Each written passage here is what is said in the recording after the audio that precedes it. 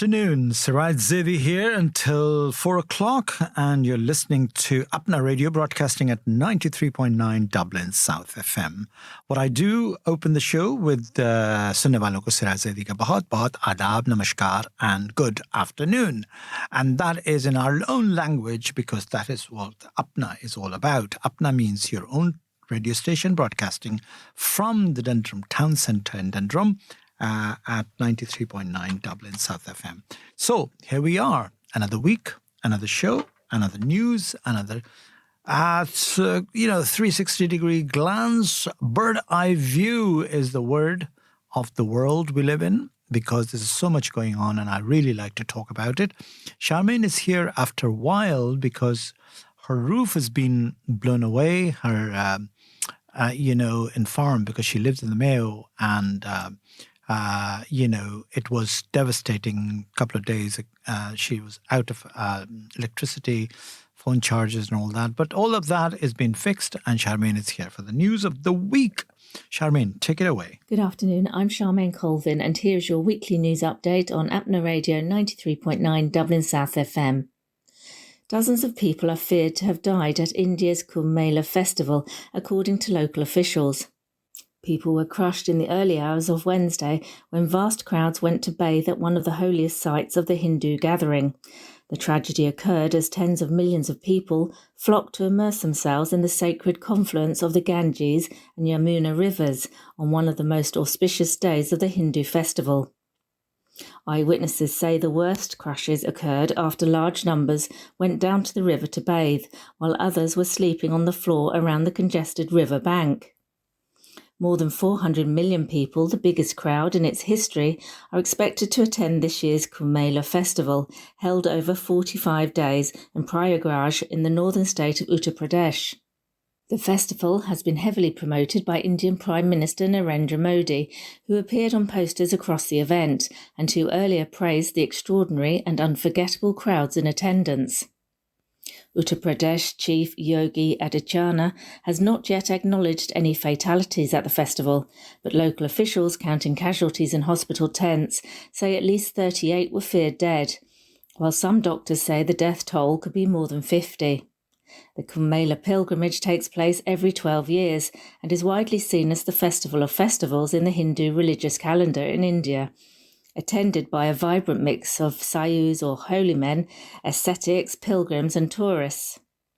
This year's celebration is particularly significant as the Grand Kumbh Mela takes place only every 144 years, marking the 12th Kumbh Mela and a special celestial alignment of the Sun, Moon, Jupiter and Saturn. US President Donal Trump has said India will do what's right on the deportation of illegal migrants following a phone call with Prime Minister Narendra Modi. The leaders spoke on Monday, their first conversation since Trump's inauguration on the 20th of January. They discussed immigration, security issues and trade in what the White House described as a productive call. Trump told reporters after the call that Modi was likely to visit the United States sometime in February. Since taking office, Trump has announced a number of immigration-related executive orders, paving the way for a widespread effort to crack down on undocumented Indian immigrants in the US as of 2024. Last week, India's foreign ministry said Delhi would take in Indians overstaying anywhere in the world as long as their documents were shared and nationality was verified. They said that Trump and Modi discussed the bilateral relationship, including in the areas of technology, trade, investment, energy and defence. They also discussed security in the Indo-Pacific, the Middle East and Europe. Trump emphasised the importance of India increasing its procurement of US-made security equipment and moving towards a fair bilateral trading relationship. Modi and Trump shared cordial relations during the US president's first term between 2017 and 2021. India faced a bitter tariff war, however, with the Trump administration that affected businesses on both sides. A hitman who was one of two people who shot and killed a man acquitted in the 1985 bombing of an Air India flight has been jailed for life in Canada without the possibility of parole for 20 years. Tanner Fox, 24, was sentenced this week by a British Columbian Supreme Court judge. Fox and Jose Lopez pleaded guilty in October to the second-degree murder of Sikh businessman Ripudaman Singh Malik in 2022. The sentencing came after an emotional sitting in which Malik's relatives begged Fox to reveal who hired him to carry out the murder. Malik was shot several times in his car outside his family business in British Columbia.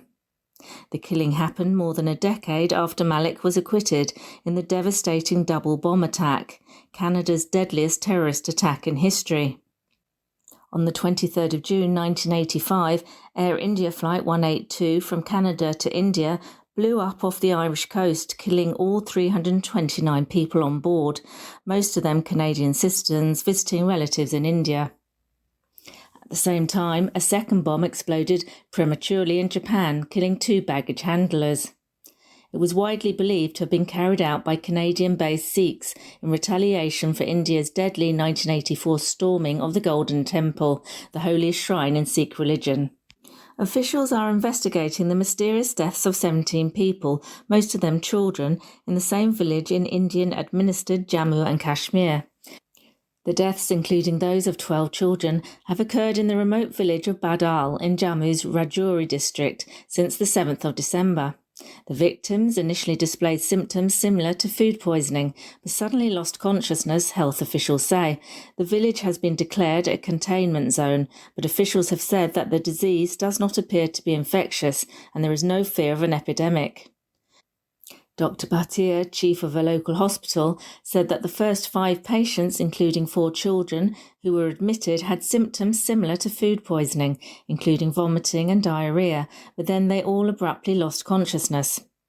The federal government has ordered an investigation, and residents of the village have been asked not to drink water from a local spring after a test sample showed it contained traces of pesticides. The deaths occurred between 7th of December and the 19th of January, and the victims were members of 3 related families. 6 of the children who died were siblings with ages ranging from 7 to 15 years. Their houses have been sealed. Doctors say the disease is localised and that they have ruled out the possibility of viral, bacterial, protozoal and zoonotic infections. And finally, in cricket news, England avoided defeat by India in the T25 match series yesterday by winning the 3rd match by 26 runs. India lead the series by 2-1, and the 4th match will take place in Pune this Friday at 1:30. That's all from me. You have been listening to Apna Radio 93.9 Dublin South FM. Thank you very much indeed, Charmain. You've been excellent in putting together the wonderful news about what's happening in India, as usual. And what I can pick out from your news items is that a biggest atrocity that has been committed now at the Kumbh mela, which is a Mahakumbh. In fact, if you talk about it, what it exactly is, and it's been, since I was a childhood, I've been listening about the Kumbh mela, which happened after 12 years or 15 years. It's a great idea of when all the Jupiters and all the satellites gets aligned into it, and people do go. But the security of human beings is very important, which has not been adhered to this time. And every time a great gathering of people happened there, people dipping into it, into the river Ganges in Prayagraj, which used to be Allahabad. But it's all changed because people, the film industry people are also now this year, Akshay Kumar, Salman Khan, Shah Rukh Khan, Kareena Kapoor, what's his name? Akshay Kumar. Yeah, most of them are beginning, and of course, Anupam Kher, and a lot of film stars are also being seen in Bhagwa Gir, hanging around the Prayagraj and around the Ganges, into participating in Kumbh Mela. Well, if you look at it, it's a social activity, and it gives an impetus and some sort of an idea to the millions of Indians to do something, because those who do not have careers, education, or anything like that, that one spectrum of people who become the biggest movement of moving from all over India towards Kumbh place, and do have this rituals of dipping into the Ganges and becoming a holy person. You cannot compare it with the other big pilgrimage in the world, but then again, that's their version of pilgrimage. That's their version of keeping people holy in there, and it's a toxic environment, because what happens to those poor souls who lost their lives is unaccountable, and it was God's will that they become, so many would died.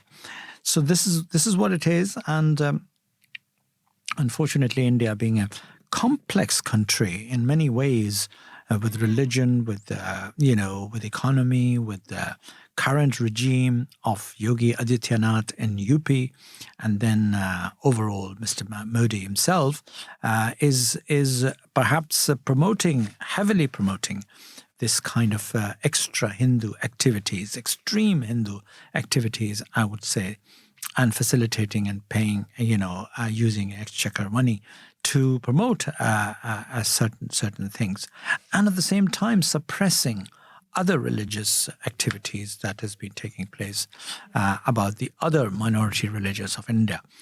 That's unfortunate, but that's the way it is at the moment. Global change is taking place, but most importantly of anything else is the 1.5 billion people. How do you occupy them? Those particularly who are not, as I said earlier on, educated, they don't have, laptop and desktop at home or in offices to work globally on the improvement of themselves, businesses, or to join an industry or profession where they can contribute towards the economy of India. Imagine if that happens, India will become one of the richest countries in the world with the population of 1.5 billion people. However, what is happening? The draining of the economy is happening. The economy is going down the drain and wasted on many things, such as this particular event. But apart from that, there are many other things that are happening. Sharad and myself were in discussion about this particular issue, and he has put together a beautiful clip about beautiful research. In fact, what he has done is about the state of economy in India. So a state of economy which is in the hands of certain powers, and indeed upper hand is the government upper hand, which is now resulting to a shape you will be shocked to hear. So sit back, relax, and listen to Sharad's clip. Thank you. Today we are going to talk about India's growth story. Steel industry, often considered as a barometer of economic health, right now it looks to be in trouble. Tata Steel, one of the India's largest steel producer, in its last quarter, the company reported 36% decline in profit, and overall the revenue is down by 3%. Why is this happening? Two key reasons has been cited. One is the subdued global steel prices and geopolitical tension. So the demands in key regions are low. But then there's more. The background is that China, the world's largest steel exporter, ships approximately 9 million tons of steel every month. And this oversupply has depressed global steel prices. That is including India. And compounding the problem is the dumping of cheap Chinese steel into the Indian market. While companies like Tata Steel haven't openly blamed Chinese dumping, their global operations in UK and Netherlands have also suffered, and it is pointing to a broader trend of declining demand and profitability. Here's another twist. The Indian government's restriction on domestic coal production has further worsened the situation. Coal India, as you know, is a state-run coal giant, and it saw its profit decline by 17% due to lower sales. Meanwhile, private player like Adani, they are new player in the market, they are importing coal from China, and it's raising question about government's policy coherence. oil sector, which presents a stark contrast between global and domestic players. International oil companies like Shell and British Petroleum are posting record profits. India's state-run Indian Oil Corporation Limited (IOCL) is reporting a staggering 76% decline in profit margin in its third quarter. This isn't reflecting the global market dynamics. It's a sign of inefficiencies within India's economic policy. The India's textile sector, once a global leader, is now on a decline. According to a report in Times of India, 5 lakh jobs have been lost in the sector. And this is the statement given by the textile minister in the Rajya Sabha, the upper house of Indian Parliament. India was once known not only for the volumes of the textile exports, but also for the quality of its products, such as the muslin cloths. Today, countries like Bangladesh and Vietnam, they have overtaken India in low-cost textile manufacturing. Vietnam in particular has signed trade agreements with European Union and UAE, giving its textile industry a competitive edge. Look at tourism. Goa, which has been the center of domestic tourism as well as foreign tourists. The decline in India's tourism sector is best exemplified by Goa. It was a premier global destination. So, in 2019, Goa saw 8.5 million tourists. That is like more than 80 lakh tourists. By 2023, the number has gone down to 10 lakh tourists. The reasons are manifold. Maybe it's like overcharging by local taxi operators, competition from the other Southeast Asian countries, which are more affordable and more welcoming, and general decline of Indian services. Major factor which is not being highlighted is about the safety, and safety particularly for women. Also, the overall picture about India, which is going out to the foreign tourist, is about a religious bias, and that is contributing to Goa's declining appeal. So this issue is just not unique to Goa. It's a reflect on broader challenges facing India's tourism. Who is facing the brunt of all this slowdown? The Indian middle class, the backbone of India's consumption-driven economy. That's hurting. And they are sitting in a perfect storm of high taxes, stagnant incomes, and rising costs. Inflation. There are high direct taxes as well as indirect taxes like GST. And the complication of GST is unresolvable. It has been years and years together since GST has come into being, and still the Indian policymakers have not been able to define a clean formula for GST. GST type tax exists everywhere else in the world, including United States and Britain, and the kind of calculations they have done on their product is neat and clean. There is hardly any ambiguity regarding the tax system. But in India, we have mastered the art of making things complicated and inefficient, and GST is one of them. The fuel prices continue to remain high. Whatever is the international price of the crude, it is only hurting Indian pockets. Private education, last decade has seen it skyrocketing, and middle class families who have the aspiration to grow are forced for expensive private school due to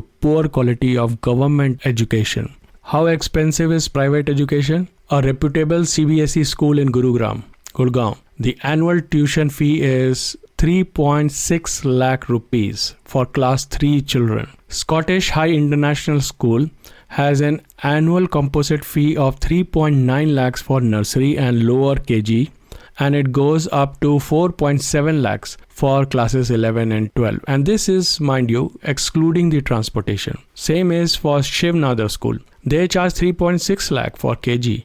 Why are they charging so much? Because shrewdly, government adds this expenses to the GDP of the country. Imagine millions of children and their parents paying such high fees. So this adds to the GDP, and like fools, we Indians feel proud to be the 5th largest economy of the world. Prime Minister did highlight that Indians buy crores of cars annually, which might be more than the population of many countries. But then, if you look at the numbers, if you look at the statistics of the inventories, the lower end cars are not selling. It is only the premium cars which are in demand, and often the imported cars which have double the import duties. So the lower income segment are cutting back on discretionary spending. How about the wealthies? One of the most alarming trend is the exodus of India's wealthy. Indian students are anyway migrating to the foreign universities, but then we are talking about India's wealthy.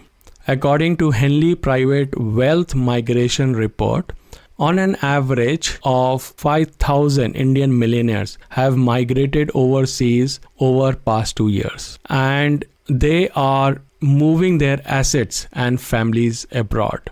This trend is just not limited to millionaires, even billionaires. They are moving their assets abroad. Look at how many very rich, ultra rich Indians have bought properties in the most posh locations of London. While they continue to run their businesses in India, they are investing abroad. They are moving their families abroad. Look at Dubai. Doesn't it look like the new India? According to Forbes, India has about 200 billionaires, and most of them are entrepreneurs. But then these billionaires are not investing back into the country because of the weak demand, because of the failings of consumption economy of the middle class. According to India.com, Ambani Retail has closed down its 3 Centro retail stores and planning to close few others. They are calling it as renovation, but let's see what is the future of the retail with Ambani's. Where does it leave the political parties? The BJP's electoral strategy relies heavily on the welfare schemes and direct transfer to the poor. 80 crore Indians are given free ration, and we are the 5th largest economy of the world. There is a dichotomy, there is a paradox in this number. And over past 11 years, BJP has distributed over 20 lakh crores, let's say so, 20 lakh crores in giveaways like free ration, housing and healthcare. There is a winnability in these schemes at the expense of the poor. But look at this data and don't laugh at it. Haryana, which is India's 3rd largest state by per capita income, that has 75% population below poverty line, while the India's overall poverty rate is below 5%. That's the claim of the government. So there is so much spinning of the data that the government is doing. We do not know exactly where the Indian sociology, Indian society, the middle class and the Indian economics actually stand. The census, which was last done in year 2011, has not been done. This is despite we are in 2025. It was supposed to be done in 2021, 10 years after, but then the census continues to evade the public transparency. So the political economy of poverty is at play. There are 2 kinds of poor in India, the genuine income-linked poor and those poor who are given freebies for votes for the purpose of winning elections. And all that tax money through the government which is being distributed, rather spread across the population, that is being paid by the middle class, by the taxpayer, by the GST taxpayers. So where does it leave India? India, which was once hailed at the beginning of this century as the global bright spot, Indian economy is now grappling with deepening slowdown. The corporate profits, as we just discussed, across the core sectors of economy, steel, coal, oil, they are declining. The demands are shrinking and the middle class is under severe strain, is losing confidence and are showing signs of trouble. Government's duty is to project optimism, but the ground reality is a different story. There are serious structural issues that is hampering India's economy. The role of global and domestic factors may contribute to the India's story, but then the political implications of the economic growth is detrimental. So what's the way forward? The middle class has to be taken care of. The tax relief has to be given. The price rise has to be arrested. The subsidies and the tax cuts are essential in services like education and healthcare.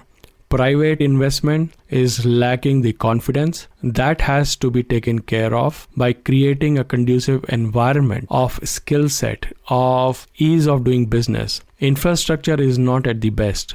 Tourism is a reflection of the social India. They are the best measure of how the world is perceiving India. So that is where India's image has to be cleaned up.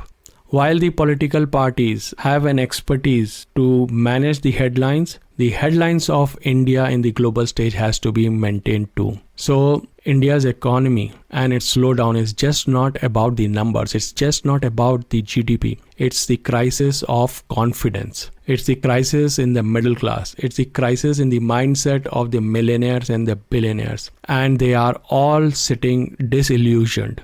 The poor are trapped in the cycle of dependency. 80 crore free food is what they are dependent on. So government must act swiftly to restore confidence in the economy. Otherwise, Modi 3.0 is not looking good for India. Thank you for your patient listening. Your feedback is much appreciated. See you again next week. Bye for now. Dublin South FM. You wouldn't buy a car without knowing its history. So why would you buy a story without knowing who's telling it? Come here and I tell you. It's not always easy to verify what you see, read or hear. But now there's help. Visit www.bemediasmart.ie. Stop, think, check. Be Media Smart. Brought to you by Media Literacy Ireland, supported by RTE. 93.9 Dublin South FM. Indeed. Welcome back to the programme. And that was excellent report put together by Sharad Awasthi from London, explaining the dire situation we are in. But you know what? People do not give a damn. People, whenever I talk to people, they are in denial, as he says that in his clip. And they said, well, I'm not affected. I'm okay. I'm all right, Jack. That type of mentality is there. Perhaps I won't blame majority of them because that's what it is. People just go about their business, and if they're making their ends meet and able to cover the cost of living and enjoying at the same time, you know, three square meals and all the necessities which is required to survive the life, they don't bother. And of course, this toxicity, as I was talking about, is about the Kumbh, and cinema is another big toxic, product that has been given to the masses into their appetite. Because cinema is one thing that I can vouch for, and I can analyze the amount of the propaganda films, rising emotions. Are being produced, and I don't know where people get finance for these pictures. But those films, those who are related to this, that, the other, people who are literally thriving on the hate culture of India, is thriving right now. In fact, the film Emergency, which bombed at the box office, and why not? It should have been. Because obviously people like Kangna Ranaut and all these guys who are politicians supposedly are the one who are actually driving the toxic cinema industry way forward. So anything which is, where are the decent stories? Where are the stories in the past where people used to write decent stories? Yes, you may find it somewhere on the OTT platform like of Netflix, Amazon, and all those channels which are thriving now in India. The so-called middle-class economies are booming. And middle-class people are enjoying them. They don't go to cinema. Cinema economy is going down. Cinema halls are shutting down, converting into multiplexes and malls. That has also been happening. Or apartments, residential apartments is another thing that has been going on in India.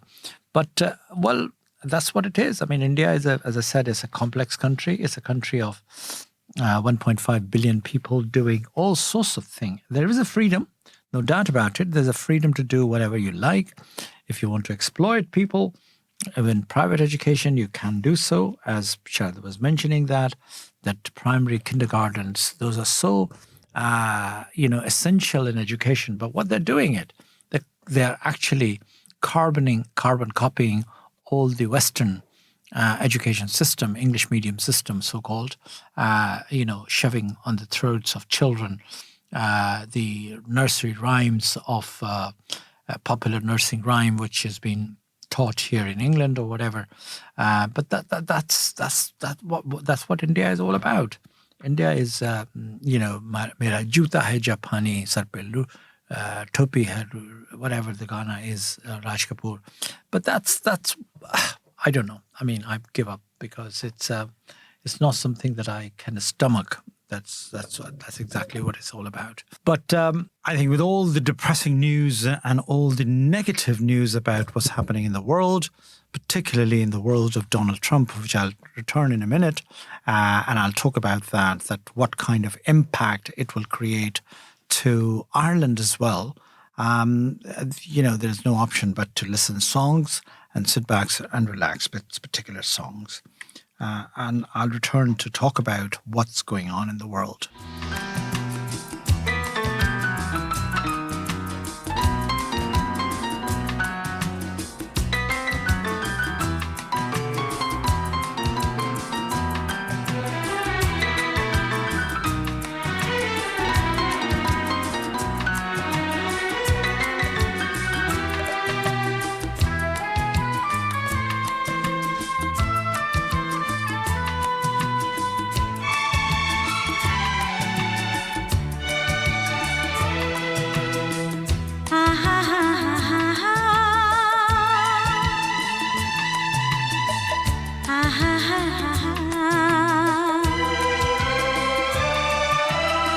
राह में उनसे मुलाकात हो गई, राह में उनसे मुलाकात हो गई, जिससे डरते थे वही बात हो गई।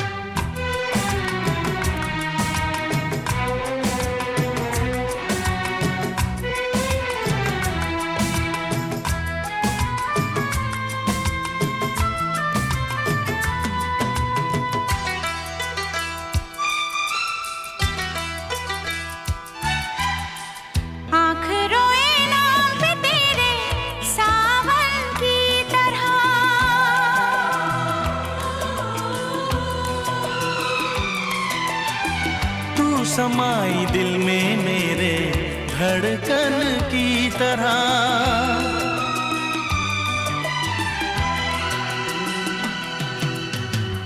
आँख रोए नाम पे तेरे सावन की तरह, तू समाई दिल में मेरे धड़कन की तरह, धड़कन की तरह।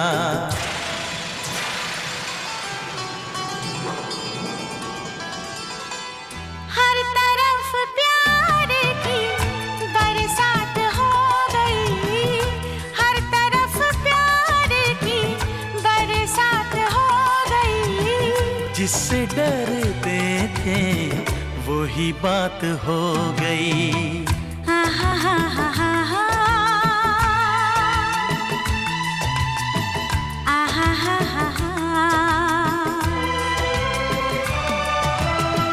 राह में उनसे मुलाकात हो गई,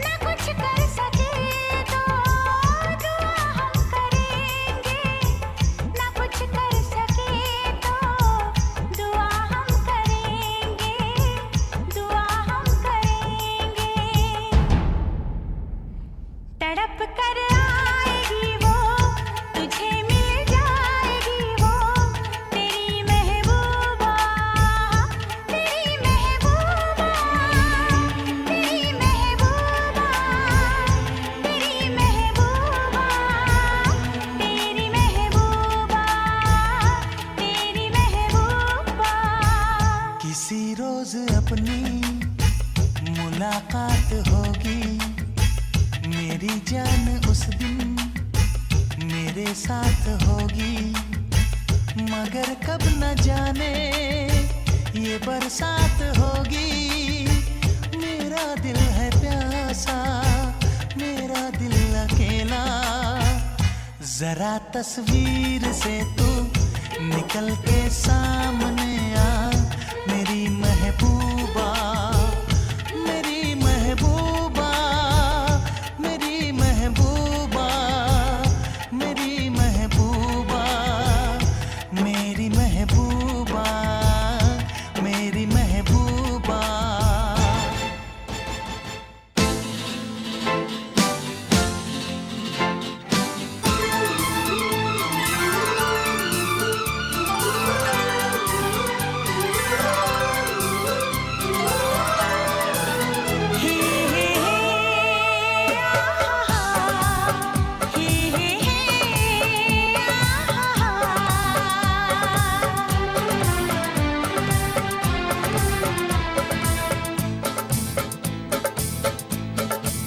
कसम खा के कहो,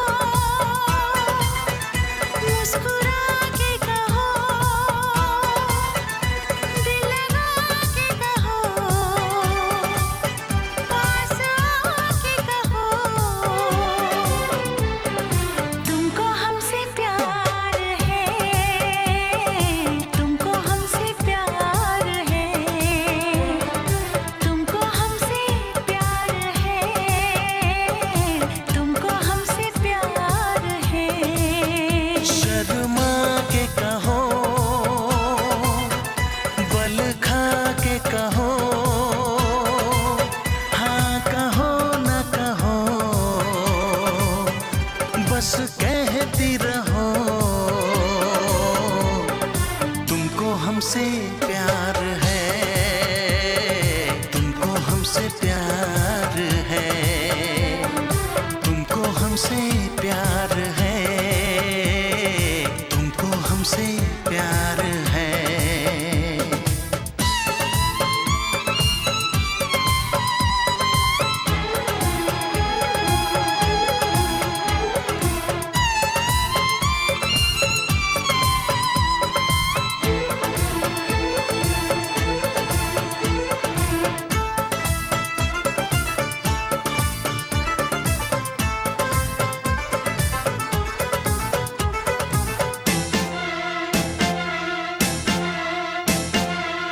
एक अजब सी दिल में हसरत होती है तुमको देख के, चाहे तुमको दिल में चाहत होती है तुमको देख के।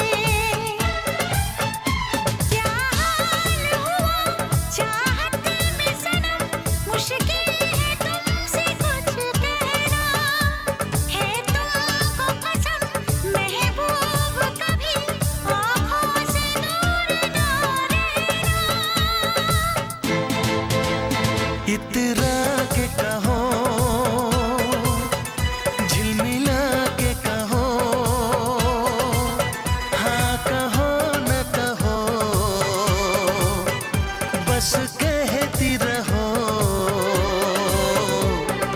तुमको हमसे प्यार है, तुमको हमसे प्यार है, तुमको हमसे प्यार है, तुमको हमसे प्यार है।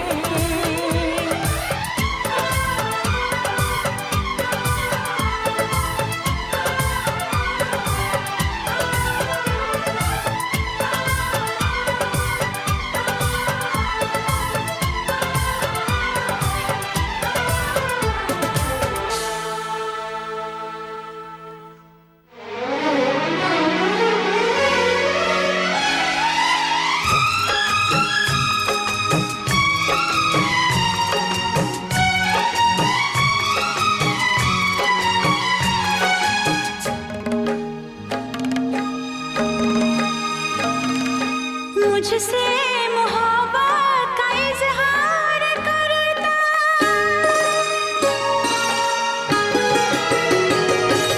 मुझसे मोहब्बत का इजहार करता मुझसे मोहब्बत का इजहार करता काश कोई लड़का मुझे प्यार करता काश कोई लड़का मुझे प्यार करता मुझसे मोहब्बत का इजहार करती मुझसे मोहब्बत का इजहार करती काश कोई लड़की मुझे प्यार करती काश कोई लड़की मुझे प्यार करती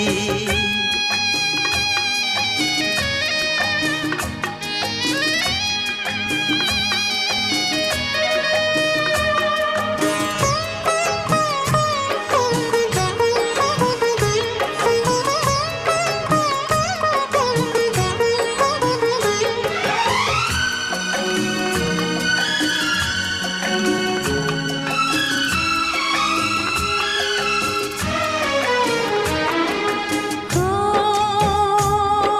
मेरी मांग में चांद तारे सजाता जो मैं रूठ जाती मुझे वो मनाता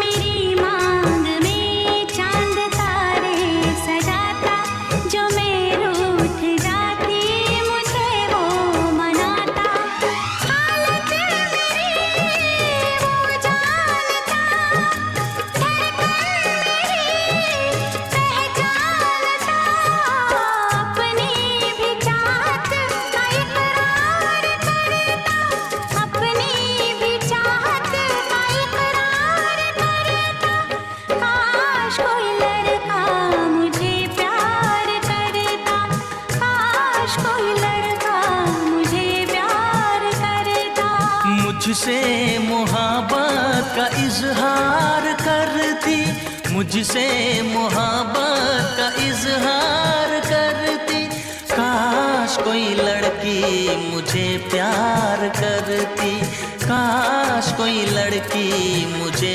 प्यार करती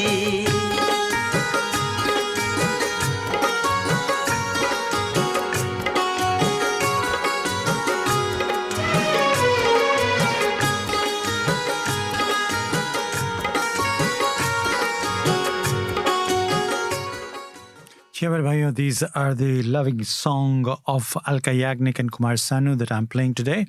And I'll stay with them for a while because the next song is also a very beautiful song. But this particular songs, they're all geared towards the youth and indeed the youngsters who are sort of searching for the, these are all love songs and Bollywood actually thrives on these particular songs and they become very popular before releasing the movie and things like that. Going back to the point that I was talking about, the serious matter of the relationship between Ireland and Donald Trump and America.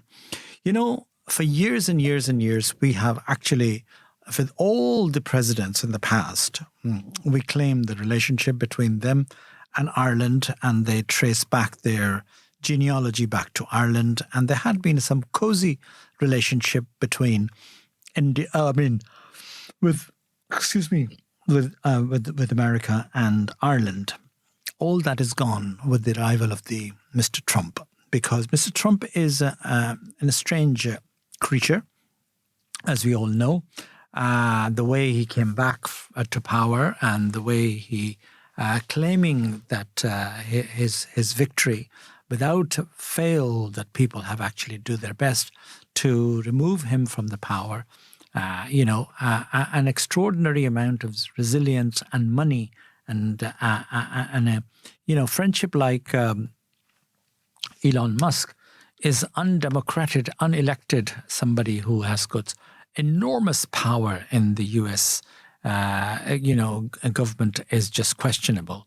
So but all that impacts to Ireland, because a lot of Irish companies apply to America, and the tariff is going to go up, and the taxes which they pay to Ireland is also going to be taxed as well. So that's not, hello. What about the Dunsbeg golf course? He owns it here. Are we taxing him enough? Are we doing our bit towards his invasion of Irish economy in Ireland and all that? But that's a bigger argument, and it's affecting, as the news says that Charmain has mentioned on our news, but a lot of Indian students are, and indeed people who are working on permits and green card holder, there's going to be affected for the visa problem and things like that. And of course, children are not going to be given automatic right of citizenship, even if they're born in America. Now, lots and lots of thousands and thousands of young couple who have decided to settle down in America, and it's a big trend in India that, my children are my daughter and my husband, my son is settled in America and he got recently married. NRI marriages that takes place in India, they return back to America and all the rest of it. But their children will not get citizenship. Now, that is shocking for a lot of parents and a lot of panicking people. A lot of people will return back to India. Yes, do return back to India. What's great about America? You earn dollars, you earn big money. Now go back and enjoy your life back home, whatever the country you state you come from, whether it's south of India or mainly south of India, and north of India is probably less. But this is another thing that is bothering a lot of diaspora community in India. But Ireland, who has been, as I said, cozy relationship with America, is going to be affected. In what, how, it's up to you to explore that. And if you're doing a business, my listeners who have any business with America, just check it out, the kind of changes that are going to happen here in your business terms, the tariff and tax systems and all the rest of it that's been introducing right, left and center as soon as he has taken power. So it's a bad news, and indeed, what can I say? It's something that is very disturbing, and that is worldwide. Bigger plans are bigger plans. Modi ji is talking to him about Indians, and I'm sure the shamrock diplomacy, which is on its way, which we do with America every year, bowl of shamrock has been presented to the American president from our Taoiseach, Micheál Martin, will be going.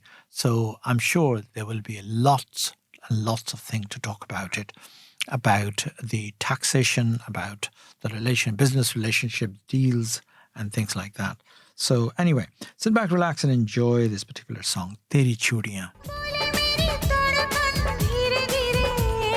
बोले मेरी धड़कन धीरे धीरे बोले मेरी तड़पन धीरे धीरे तेरी चुनरिया दिल ले गई तेरी ये बिंदिया दिल ले गई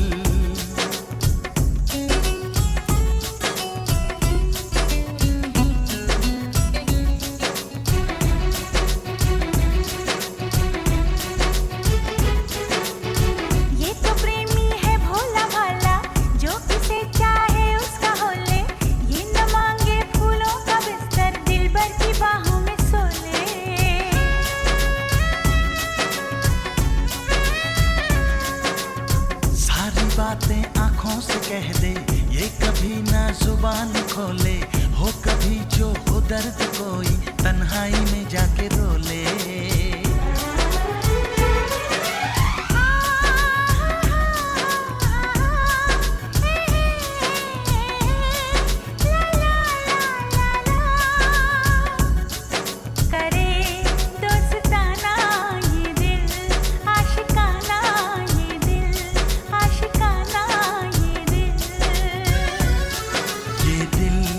आशिकाना